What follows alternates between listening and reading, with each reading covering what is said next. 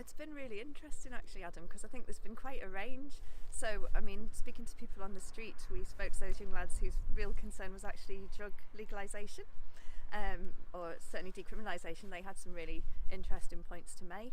And then we've come out here and knocking on doors, and we've heard people raising the issues of Brexit and the sort of indie ref, I suppose, which we would expect to hear about, but also more local issues, transport links between here and the mainland, and actually a really interesting suggestion from somebody in their home about ways that we could perhaps make flights a little bit fairer in terms of paying for them. So yeah, it's been really interesting. I've said really that there's several different issues in this election. We've got local issues, we've got Brexit, we've got Scottish independence, and we've got all the other stuff.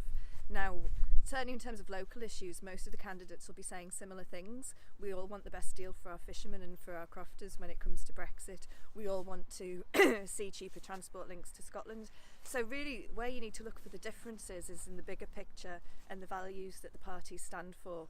And Labour certainly is very much about tackling inequality, making life better for the many, not just the few, taxing corporations and people in the top 5% to bring in income that we can then use to invest in our public services, in our NHS, pay our nurses a proper wage, invest in our schools, invest in education, which actually ultimately makes things better, not just for the people involved, but for the corporations who then have a better skilled, happier workforce that they can call on.